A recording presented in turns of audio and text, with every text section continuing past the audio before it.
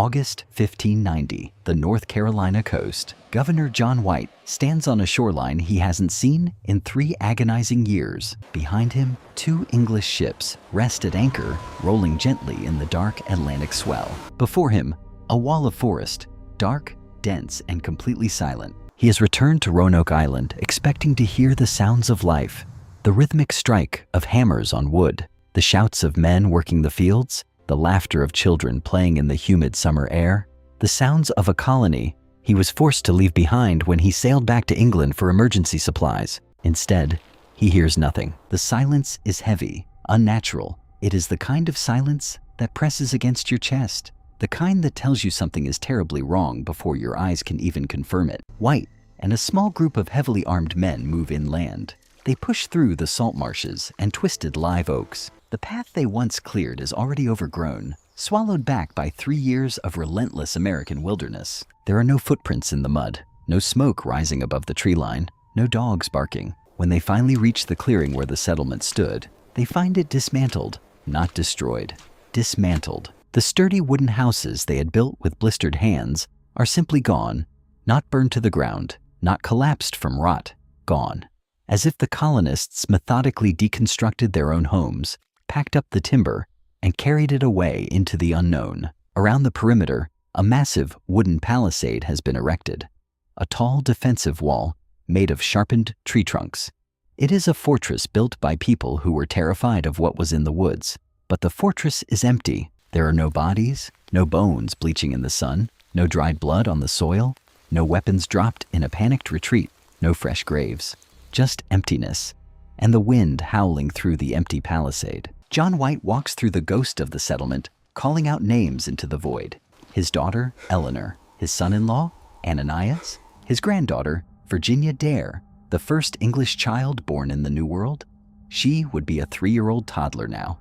Walking, talking. No one answers. And then he sees it. Carved into a massive wooden post at the entrance to the fort. The cuts are deliberate, deep and clean, stripped of bark. CROATOAN, 1 word, 8 letters. No cross, no distress symbol. According to an agreement White made with the colonists before he left, if they were forced to relocate, they would carve their destination into a tree. If they were leaving under duress, fleeing from an attack, they were to carve a Maltese cross above the name. White traces his fingers over the letters. There is no cross.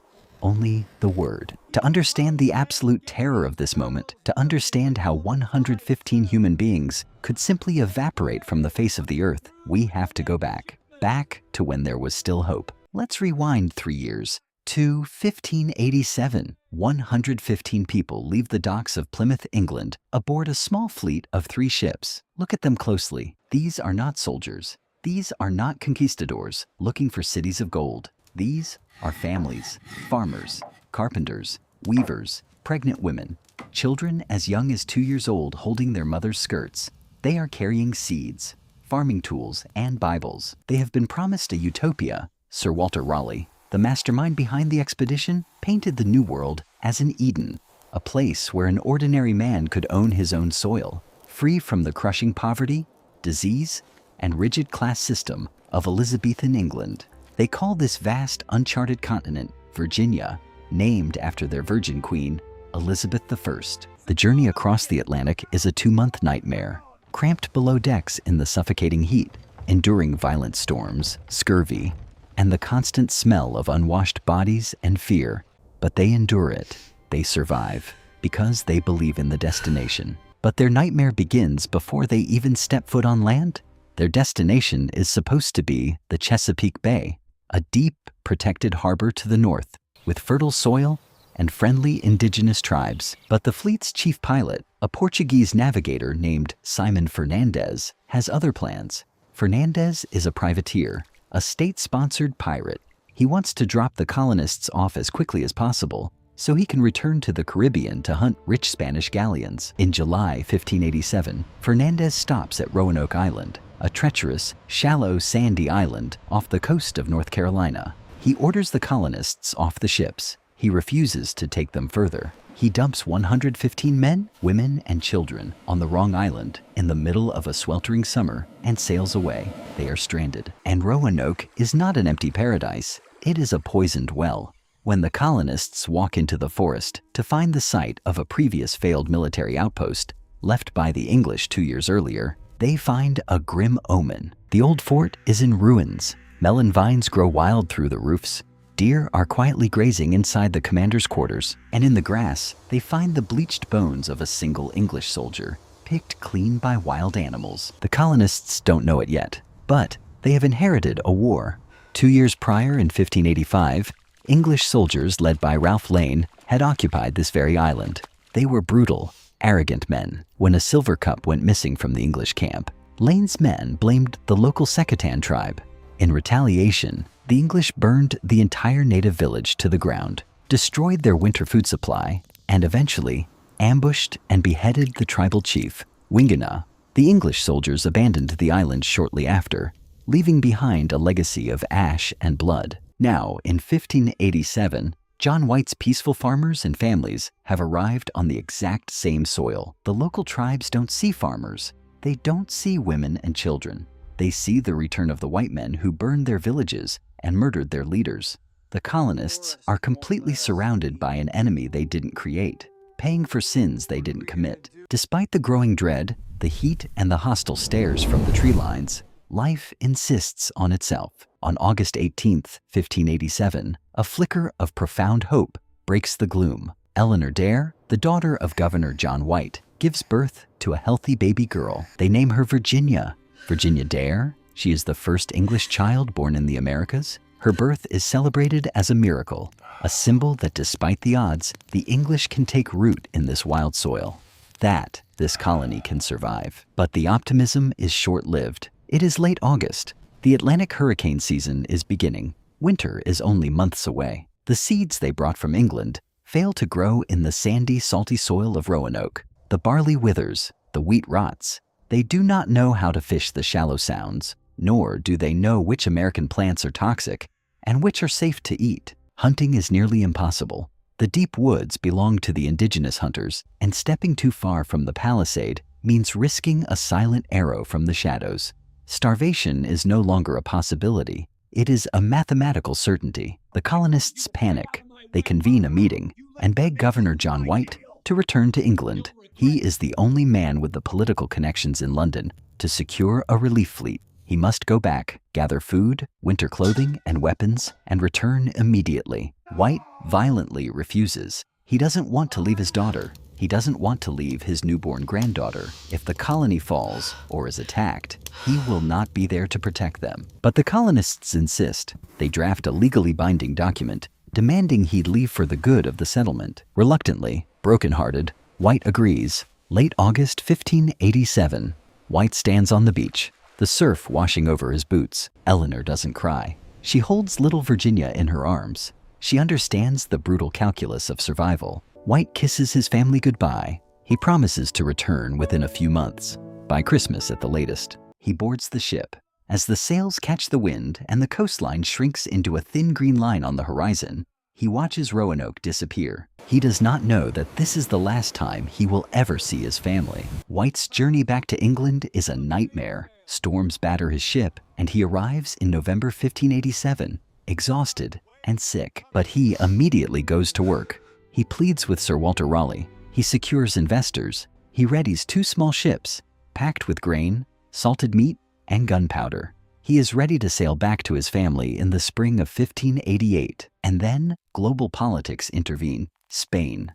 King Philip II of Spain has assembled the Spanish Armada, the largest naval invasion fleet the world has ever seen. 130 massive galleons, 30,000 soldiers. Their mission: sail to England, crush the British Navy, dethrone Queen Elizabeth, and restore Catholic dominance in Europe. England faces total annihilation. Queen Elizabeth issues a strict, uncompromising royal decree, the Stay of Shipping.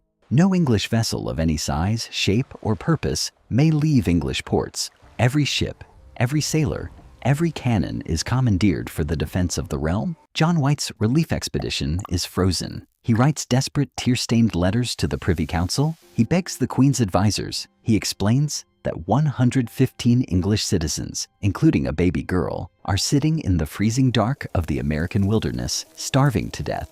He pleads for just one small ship. The Crown refuses. The survival of England is more important than 100 farmers in Virginia. The war ignites. The English Channel burns. The Spanish Armada is eventually defeated, but the geopolitical chaos doesn't end. Spanish privateers continue to patrol the Atlantic, making the crossing a suicide mission. In London, John White is a prisoner of circumstance. He paces the docks. He looks out at the gray Atlantic Ocean. At night, the psychological torture consumes him. What is happening to Eleanor? Are they freezing? Have they eaten the last of their rations? Are the native tribes attacking the wooden walls? Is little Virginia learning to walk? Or is she already buried under the cold American dirt? Days bleed into weeks. Weeks rot into months. Months agonizingly stretch into years. 1 year, 2 years, 3 years. For 3 winters, the Roanoke colonists look out at the horizon, waiting for a sail that never comes. They wait. They starve. They realize they have been abandoned by their country. It is not until August of 1590 that John White finally manages to cross the ocean and return to that silent beach, which brings us back to the wooden post and the word CROATOAN. White's men search the surrounding woods. They find something else. In a trench near the fort, they discover 5 heavy iron chests that had been buried for safekeeping. They are White's own chests, the ones he left behind 3 years ago. They have been dug up, the locks smashed. His armor is rusted solid. His maps, his beautiful watercolor paintings, his books, torn to shreds, ruined by the rain, completely destroyed. It is a profound violation, a message. But who left it? The colonists before they left? Or indigenous raiders after the fort was abandoned? White clings to the word CROATOAN.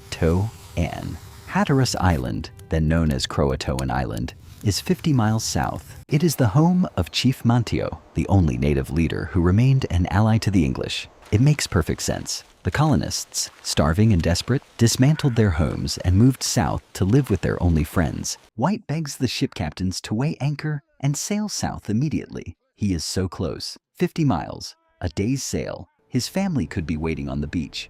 But the ocean has other plans. A massive Atlantic hurricane begins to form. The sky turns black. The wind screams through the rigging. The ships are battered against the shallow shoals. They lose multiple anchors in the violent surf. The captains realize that if they stay, the ships will be torn apart and everyone will die. They refuse White's pleas. They turn the ships around. They sail for England. John White stands on the deck, watching the American coast fade away in the violent storm. The distance between him and his family becoming permanent. He will never return. He will die 3 years later on a wealthy estate in Ireland, a broken man, never knowing what happened in that forest. For over 400 years, the fate of the Lost Colony has haunted the American imagination.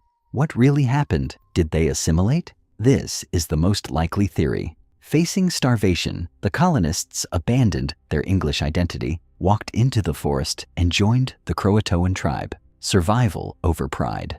Decades later, when the English returned to establish Jamestown, native legends spoke of a tribe with light skin, blonde hair, and gray eyes who lived in houses made of stone and read from books. But no physical proof was ever found. Did the Spanish find them? Spanish galleons regularly patrolled the coast. Did a Spanish raiding party discover the vulnerable English settlement, slaughter the men, and take the women and children captive to the Caribbean? Or did they try to walk home? Did they build makeshift rafts from their dismantled houses and attempt the impossible journey across the Atlantic, only to be swallowed by the dark ocean without a trace? We don't know. We will never know. There are no mass graves, no battlefields, no diaries hidden in the dirt, just 115 souls who stepped off the edge of the map. The Lost Colony of Roanoke is America's oldest unsolved mystery. It is the first ghost story whispered on this land. A group of people who came seeking a utopia, only to realize that the new world didn't want them. Virginia Dare, the first child of a new era, was swallowed by the ancient woods. Today, the forest of Roanoke is still there. The oak trees are older. The salt marsh is the same. If you stand there at dusk, as the fog rolls in from the ocean, the silence is still heavy, still unnatural. And if you listen closely to the wind moving through the Spanish moss, you can almost hear them, the echoes of people who walked into the wilderness and became a myth. The forest knows what happened to them. But the forest doesn't speak, watching the past so we can understand the present. And together we keep history resurrected. I'll see you in the next era.